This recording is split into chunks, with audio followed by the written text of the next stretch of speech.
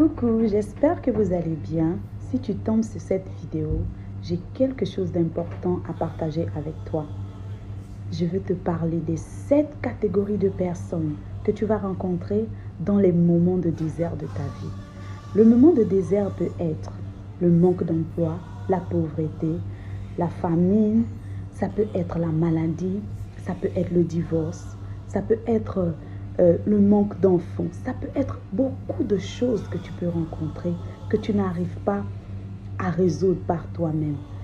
Et pendant ces moments, tu rencontreras 7 personnes. Si tu connais qui sont ces 7 personnes, ça t'évitera d'être un puits de frustration, de douleur, de colère. Tu seras plutôt équilibré. Sache que chaque être humain est émotionnel. Et parce que chaque être humain est émotionnel, il a besoin d'être aimé. Même le plus mauvais de ce monde veut être aimé. Si tu connais une personne qui ne veut pas être aimée, si c'est toi, tu peux lever la main. Mais comme je vois, tu ne peux pas lever la main parce que toi aussi, tu as besoin d'amour. Et pendant les moments de désert, nous avons besoin d'amour. Nous avons besoin des personnes pour être à nos côtés, pour nous soutenir, pour nous encourager, pour nous relever. Les 7 personnes que tu rencontreras dans le moment du désert, number 1.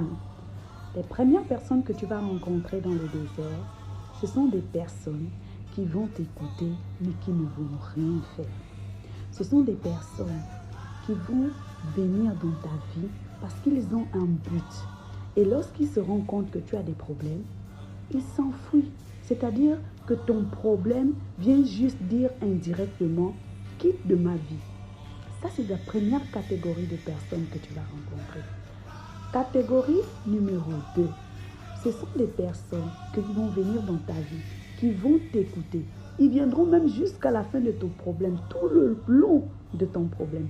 Ils vont t'écouter, encore t'écouter.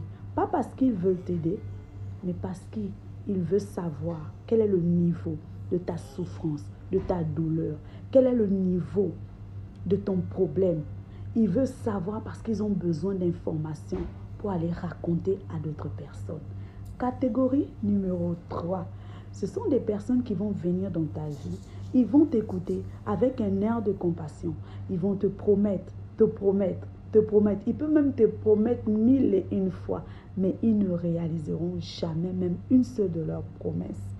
4e personne, ce sont des personnes qui vont t'écouter pendant ton problème. Ils vont t'écouter. Ils vont essayer une fois de t'aider. Ils vont essayer une deuxième fois